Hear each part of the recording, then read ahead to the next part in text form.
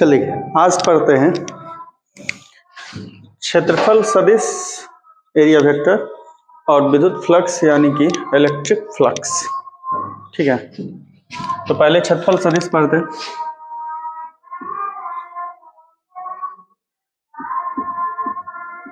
क्षेत्रफल सदिश जिसको इंग्लिश में बोलते हैं आप एरिया वेक्टर। चलिए, जनरली सामान्यतः हम जानते हैं कि क्षेत्रफल जो है वो एक अदिश राशि यानी कि स्केलर क्वांटिटी। क्यों? क्योंकि एरिया यानी कि क्षेत्रफल का आंसर बनता है लंबाई गुने चौड़ाई। लंबाई भी दूरी है, चौड़ाई भी दूरी। लंबाई हो या चौड़ाई हो, कोई माइनस में नहीं होता, ना तो लंबाई का भी माइनस में हो सकता और ना ही चौड़ाई का भी माइनस में होता। तो जब ये दोनों माइनस में नहीं होगा तो इसका भी आंसर कभी माइनस में नहीं होगा, और जो केवल प्लस में होता है इसके लिए हम सामान्य समझते हैं कैसा राशि है, अदिश राशि यानी कि स्केलर क्वांटिटी है, क्योंकि माइनस में नहीं है। ठीक, तो जनरली ये स्केलर क्वांटिटी यानी कि अदिश राशि ही होता है। ठीक, लेकिन जब हम किसी विशेष परिस्थिति में इसका उपयोग करते हैं सदिश के रूप में, यानी किसी स्पेशल केस में जब हम इसका यूज वेक्टर के रूप में करते हैं तो उसी को बोलते हैं कौन सा वेक्टर? Area vector. ठीक है, एरिया वेक्टर का जो डायरेक्शन होता है वो हमेशा सरफेस के नॉर्मल होता है या परपेंडिकुलर जिसको बोलते हैं, यानी कि क्षेत्रफल सदिश की दिशा हमेशा सतह के लंबवत होती है। ठीक है, तो मतलब समझिए ये अगर कोई सरफेस हो, ठीक है, इसका क्षेत्रफल जो हो वो ए हो, यानी कि ये कोई सतह है, सरफेस है जिसका एरिया जो है वो कितना ए हो। इसमें एक एलिमेंट्री पार्ट लेते हैं, एलिमेंट्री जिसको हिंदी में अल्पांश भाग हो। तो पूरे सरफेस में से कहीं भी एक छोटा सा भाग लीजिए, ये इस पार्ट को बोलते हैं इंग्लिश में एलिमेंट्री पार्ट, या हिंदी में इसी को बोलते हैं अल्पांश भाग। ठीक है, तो पूरे सरफेस का एरिया यानी कि क्षेत्रफल कितना ए, इस छोटे वाले का तो छोटा हो जाएगा। जैसे टाइम को लिखते हैं टी से और छोटे वाले टाइम को लिखते हैं किससे? dt से। मतलब समय को टी से लिखते हैं और समय के छोटे वैल्यू को dt से।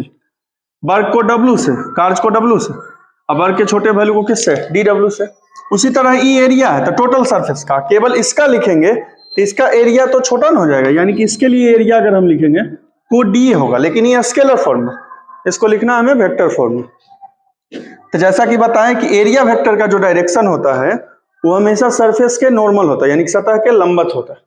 लंबवत अगर ये सरफेस है, ये सरफेस है तो लंबवत परपेंडिकुलर का मतलब क्या होगा कि ऐसे सीधा होगा बिल्कुल। इस सरफेस पे लिए ये इसका एरिया वेक्टर होगा डीए वेक्टर।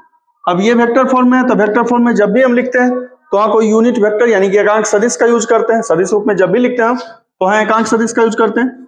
इसके लिए मान लीजिए एकांक सदिश यूनिट वेक्टर कौन सा? एन का। तो अगर हम लिखेंगे तो dA vector is equal to dA into n का, यानी कि डीए वेक्टर बराबर डीए इंटू एन का, जहां डीए जो है इसका मैग्नीट्यूड यानी कि परिमाण, डीए इसका वैल्यू हुआ, और जबकि एन कैप जो है वो एकांक सदिश या यूनिट वेक्टर इंग्लिश में बोलते हैं, जो केवल इसलिए हो रहा है जो दिशा बता रहा है किसका?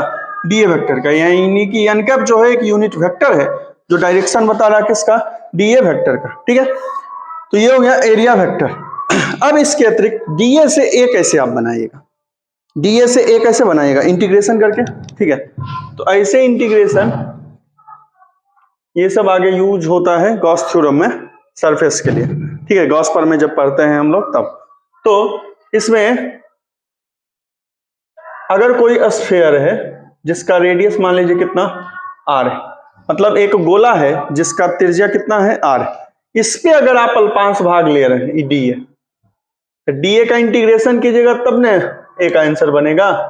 तो डीए का इंटीग्रेशन, और इंटीग्रेशन यहाँ पे ऐसे नहीं होता, इसको ये गोल वाला चिन्ह इस पे लगा हुआ रहता है, इसका मतलब होता है ऐसे करते हैं केवल इंटीग्रेशन, और ये लगा हुआ है इसका मतलब है कि रास्ता जो है वो बंद है, इसको बोलते हैं बंद पथ पर पूर्ण समाकलन, यानी कि integration on closed path. Closed path या बंद पथ आप समझते हैं, अगर ये बीच में जगह होता तो क्लोज पाथ नहीं होता। पूरा का पूरा मतलब हुआ कि इनिशियल पॉइंट भी होना चाहिए सेम और फाइनल पॉइंट भी सेम, मतलब जहां शुरू हो रहा है वो भी सेम होना चाहिए वही पॉइंट, और जहां खत्म होगा तो ये अगर पूरा जुड़ जाएगा तो कहीं से मिलेंगे, यहाँ शुरू कर रहे हैं फिर वहीं आके खत्म हो, यहां से शुरू कर रहे हैं फिर वहीं आके खत्म हो जाए, हुआ क्लोज पाथ, मतलब जिसके बीच में कोई जगह नहीं हो। कभी भी अगर हम स्फीयर पे लेंगे एलिमेंट्री पार्ट अल्पांश भाग, डीए के इंटीग्रेशन का वैल्यू हमेशा बनेगा इसका एरिया। इसका क्षेत्रफल कितना होता है गोला का क्षेत्रफल 4πr स्क्वायर। तो स्फीयर पे यानी कि गोले पे कभी भी हम लेंगे तो आगे यूज होगा कि डीए के इंटीग्रेशन का वैल्यू कितना बन जाएगा 4πr स्क्वायर। ठीक, फिर सिलेंडर यानी कि बेलन में दो तरह का बनता है, जब इसके वक्रपृष्ठ यानी कि कर्व सरफेस एरिया पे लें, कर्व सरफेस पे लें तब, और यहाँ पे ले लिए। कर्व सरफेस एरिया या वक्रपृष्ठ किसको बोलते हैं, जो सामने से दिखता है ना उसको कर्व बोलते हैं, और ऊपर नीचे वाला उसमें जब जोड़ देते हैं तो वो हो जाता है टोटल का आंसर। यानी कि जो सामने से दिख रहा है उसको वक्रपृष्ठ बोलते हैं, और इसमें ऊपर और नीचे वाला जब जोड़ देते हैं, ये दोनों सर्किल वाला जोड़ देते हैं, तो वो हो जाता है किसका, कुल का आंसर। ठीक है, तो इस पे लिए तो वक्रपृष्ठ क्षेत्रफल का आंसर। तो ये अगर डीए है, सिलेंडर यानी कि बेलन के वक्रपृष्ठ पे कहीं भी है, मान लीजिए इसका लंबाई एल हो और इसके लिए रेडियस कितना आर हो, तो बेलन का वक्रपृष्ठीय क्षेत्रफल सिलेंडर का कितना 2πr(h) होता है। यहाँ लंबाई एल है तो यही आंसर बन जाएगा 2πr(l). यानी कि कभी भी अगर आप सिलेंडर पे ले रहे हैं उसके कर्व सरफेस एरिया पे, तो डीए के इंटीग्रेशन का वैल्यू हमेशा कितना बनेगा 2πr(l), जो कर्व सरफेस एरिया होता है वक्रपृष्ठीय क्षेत्रफल। तीसरा, इसी बेलन में सिलेंडर में अगर हम इस सरफेस पे ना लेके, मतलब ये तो कर्व सरफेस एरिया था, ये क्या बोलते हैं वक्रपृष्ठीय क्षेत्रफल, इसी में अगर हम इस सर्किल वाले पे लेंगे डीए, तो सर्किल का एरिया हो जाएगा, सर्किल का एरिया कितना होता है πr स्क्वायर। ये सब आगे यूज होगा। मतलब ये हुआ कि अगर हम कभी भी स्फीयर पे ले रहे हैं यानी कि गोला पर ले रहे हैं डीए, तो उस डीए के इंटीग्रेशन का वैल्यू हमेशा उसका एरिया होगा, यानी कि क्षेत्रफल होगा कितना 4πr स्क्वायर। अगर हम सिलेंडर पे ले रहे हैं, सिलेंडर में दो तरह का है, एक वक्रपृष्ठीय क्षेत्रफल यानी कि कर्व सरफेस पे लेंगे अगर, तब आंसर बनेगा 2πr(l), जो कर्व सरफेस एरिया होता है सिलेंडर का 2πr(h) होता है, लेकिन यहाँ लेंथ यल है तो 2πr(l) होगा। ठीक, और अगर बेलन के यानी कि सिलेंडर के सर्किल वाले सरफेस पे लेंगे तब डीए का आंसर, जो सर्किल का एरिया होता है, डीए का आंसर कितना πr स्क्वायर। ठीक, और एक ये था पॉइंट याद रखने वाला कि क्षेत्रफल सदिश की दिशा हमेशा सतह के लंबवत होती है, यानी कि जिस भी सतह पे लेंगे उसका हमेशा कैसा होगा, लंबवत होगा, परपेंडिकुलर होगा। यानी कि एरिया वेक्टर का जो डायरेक्शन होता है वो सरफेस के हमेशा नॉर्मल होता है। ये हो गया एरिया वेक्टर। ठीक है, इसके अलावा अब इसी से जुड़ा हुआ है क्या, विद्युत फ्लक्स, यानी कि जिसको बोलते हैं आप इंग्लिश में इलेक्ट्रिक फ्लक्स।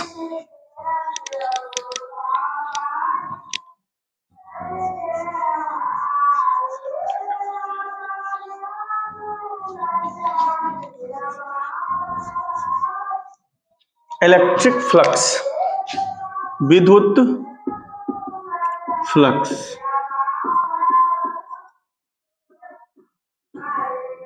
Electric flux. ठीक है, चलिए देखिए विद्युत फ्लक्स पहले समझते हैं किसको कहते हैं। ये मान लीजिए यहाँ पे विद्युत क्षेत्र यानी कि इलेक्ट्रिक फील्ड, इसमें आप किसी सरफेस को रख दिए, तो जिस लाइन के द्वारा यानी कि जिस रेखा के द्वारा हम कहीं भी विद्युत क्षेत्र को दिखाते हैं, that lines which represent the electric field, उसको क्या बोलते हैं, इलेक्ट्रिक फील्ड लाइंस। अगर इस सरफेस को हम इस इलेक्ट्रिक फील्ड में रखे हैं तो इससे होकर लाइन पास करेगा, इससे होकर लाइन जो गुजरेगा उसी के टोटल नंबर को इलेक्ट्रिक फ्लक्स बोलते हैं। यानी कि किसी सतह को जब हम कहाँ रखते हैं, विद्युत क्षेत्र में रखते हैं, तो उससे गुजरने वाली कुल विद्युत क्षेत्र रेखाओं की संख्या को ही कौन सा फ्लक्स बोलते हैं, विद्युत फ्लक्स। ठीक, यानी कि दैट ये बोल सकते हैं आप कि when a surface is kept in an electric field, then the total number of lines passes through the surface. Total number of electric field lines passes through the surface is known as electric flux. ठीक है, जिसको हम denote करते हैं यानी कि संकेतिक करते हैं, संकेत करते हैं, सूचित करते हैं किससे, फाई से। यानी कि विद्युत फ्लक्स को सूचित किया जाता है किससे, फाई से। ठीक, जबकि दूसरा इसका फॉर्मूला है कि जब हम विद्युत क्षेत्र को और क्षेत्रफल सदिश को अदिश रूप में गुणा करते हैं, अदिश गुणनफल, मतलब डॉट, डॉट का मतलब cos थीटा, यानी कि the scalar product of electric field and area vector, scalar product of electric field and area vector gives the magnitude of electric flux of a surface. यानी किसी भी सरफेस के लिए, किसी भी सतह के लिए विद्युत क्षेत्र और क्षेत्रफल सदिश के बीच जो अदिश गुणनफल होता है वही हमें परिमाण देता है विद्युत फ्लक्स का। ठीक है, तो मान लीजिए इस सरफेस को हम रखे हैं ऐसा है, ये कोई सरफेस है, इसका एलिमेंट्री पार्ट यानी कि अल्पांश भाग है, इसका एरिया वेक्टर डीए वेक्टर है, और ये इलेक्ट्रिक फील्ड है ई। ये एरिया वेक्टर से मान लीजिए एंगल बना रहा हूं कितने का, थीटा का, यानी कि ये कोई सतह है जिसका टोटल क्षेत्रफल ए है, यानी कुल क्षेत्रफल जो है, टोटल एरिया जो है वो ए है, लेकिन इस अल्पांश भाग जो ऐसा अभी पीछे बनाए थे क्षेत्रफल सदिश में, अल्पांश भाग का क्षेत्रफल जो है वो डीए होगा। डीए का जब वेक्टर फॉर्म में लिखेंगे तो डीए वेक्टर हो गया, और डीए वेक्टर जो इलेक्ट्रिक फील्ड वेक्टर क्वांटिटी है, मतलब सदिश राशि। तो ई और डीए के बीच का एंगल जो है, कोण जो है वो कितना, थीटा बन रहा।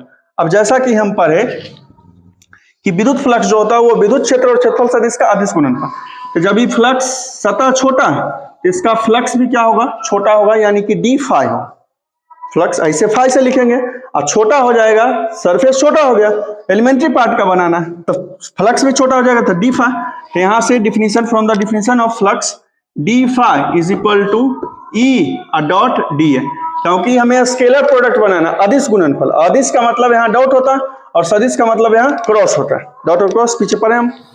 अब इसको जब हम तोड़ेंगे तो ई इंटू डी ए, डॉट तोड़ेंगे तो क्या होगा, कोस थीटा, डॉट को हटाएंगे, यहाँ वेक्टर वाला फॉर्म हटाएंगे तो यहाँ कोस आएगा, और यही अगर क्रॉस वाला रहता तो यहाँ क्या आता, साइन आता। D phi is equal to इतना हो गया। अब दोनों तरफ इंटीग्रेशन कर दीजिए, इंटीग्रेटिंग ऑन बोथ साइड्स, यानी कि दोनों तरफ समाकलन करने पर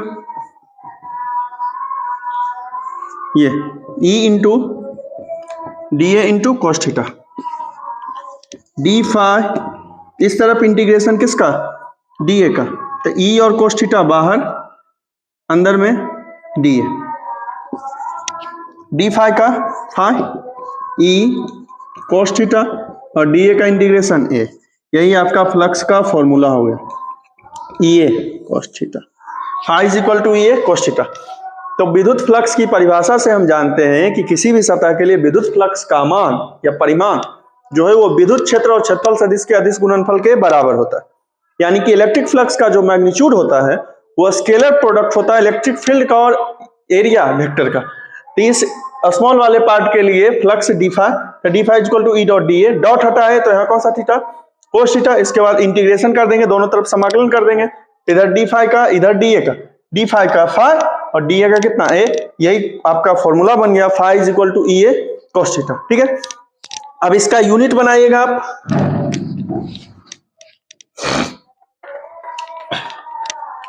नोट का पॉइंट पहला कि फ्लक्स का ऐसा यूनिट क्या होगा, पहला यूनिट बनाइएगा, मतलब ऐसा ही मात्रक बनाइएगा, तो फाई का ऐसा ही मात्रक यानी कि ऐसा यूनिट फाई का, तो जो फॉर्मूला है ई का बनेगा और किसका, ए का रखेंगे, कोस का हम जानते हैं कि इसका कोई यूनिट मतलब मात्रक और विमान नहीं होता, तो यूनिट ऑफ ई यानी कि विद्युत क्षेत्र का मात्रक का गुणे यूनिट ऑफ ए यानी कि क्षेत्रफल का मात्रक। इसका दो तरह का मात्रक हम जानते हैं, एक न्यूटन प्रति कूलम और इसका मीटर स्क्वायर, तो क्या आंसर बन जाएगा, न्यूटन मीटर स्क्वायर प्रति कूलम। ठीक, न्यूटन प्रति कूलम यानी न्यूटन पर कूलम, और एरिया का मीटर स्क्वायर, तो न्यूटन मीटर स्क्वायर पर कूलम हो गया। इसी का दूसरा हम जानते हैं वोल्ट पर मीटर भी, इलेक्ट्रिक फील्ड का, विद्युत क्षेत्र का, दो मात्रक पीछे पढ़े थे, एक न्यूटन प्रति कूलम, दूसरा वोल्ट प्रति मीटर, और एरिया का मीटर स्क्वायर, तो metre into metre cancel, volt metre, volt metre. ठीक, इसमें हमेशा आपको कंफ्यूजन होगा, वोल्ट पर मीटर आंसर किसका, इलेक्ट्रिक फील्ड का, मतलब जब मीटर किसमें है, डिवाइड में तो इलेक्ट्रिक फील्ड का, और यही मीटर जब इनटू में होगा तो इलेक्ट्रिक फ्लक्स का। वोल्ट मीटर आंसर फ्लक्स का, विद्युत फ्लक्स का। अब वोल्ट पर मीटर मात्रक या यूनिट किसका, विद्युत क्षेत्र का यानी कि इलेक्ट्रिक फील्ड का, ये हो गया यूनिट। दूसरा डायमेंशन, डायमेंशन में भी उसी तरह, डायमेंशन ऑफ फाई, फाई का डायमेंशन फिर ई का रखिए, तो ई का डायमेंशन होता है M L T minus 3 A minus 1। ठीक, और एरिया का एल स्क्वायर, तो M L square T minus 3 A minus 1, force का एम एल टी माइनस 2 और नीचे में ए टी। ठीक है, या इसी को आप चेंज कर सकते हैं, M L square t minus 3 i minus 1 से। ठीक, तीसरा ये स्केलर होगा ये वेक्टर, तो इसमें कोस है, या ऐसे डिफिनेशन से ही जानते हैं कि स्केलर प्रोडक्ट है, यानी कि अदिश गुणनफल है तो स्केलर है, यानी कि अदिश राशि है। अदिश राशि है यानी कि विद्युत फ्लक्स जो है वो एक अदिश राशि है, जिसको हम सदिश रूप में इस प्रकार लिखेंगे, यानी कि इलेक्ट्रिक फ्लक्स जो है वो एक स्केलर क्वांटिटी है, जिसको हम रिप्रेजेंट कर सकते हैं वेक्टर फॉर्म में ऐसा E a cos थीटा। तो फाई कोस हटाइए बीच में डॉट का चिन्ह, यानी कि phi is equal to E dot a। ठीक, इसके अलावा कि अब इसका कब सबसे बड़ा वैल्यू होगा, कब सबसे छोटा वैल्यू होगा, तो कोस है, तो कोस थीटा वाले वैल्यू में क्या हम जानते हैं कि 0 डिग्री का कोस 0 का वैल्यू 190 का वैल्यू 0 और 180 का वैल्यू -1।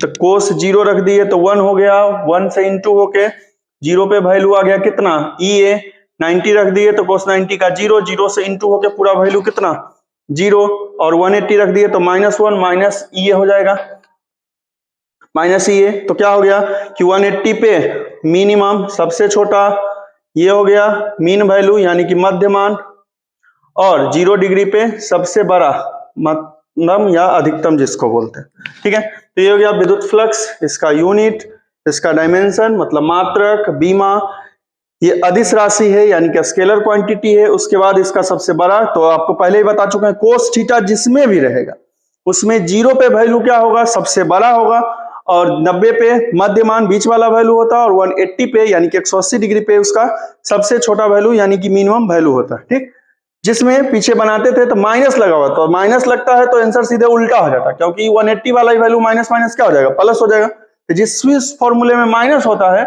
उसमें 180 पे ही सबसे बड़ा हो जाता है मैक्सिमम, और 0 पे सबसे छोटा, जबकि 90 वाला तो हमेशा मतलब मध्यमान यानी कि मीन वैल्यू रहता है। ठीक, लेकिन यहाँ आगे माइनस नहीं है तो जैसा है सिंपल सा आंसर बनेगा, 0 पे सबसे बड़ा जो EA के बराबर है, 90 पे मध्यमान जो 0 के बराबर है, और 180 पे माइनस EA जो सबसे छोटा वैल्यू हो। ठीक है, तो ये था इलेक्ट्रिक फ्लक्स यानी कि विद्युत फ्लक्स और एरिया वेक्टर। ठीक है, आगे बढ़ लेते हैं।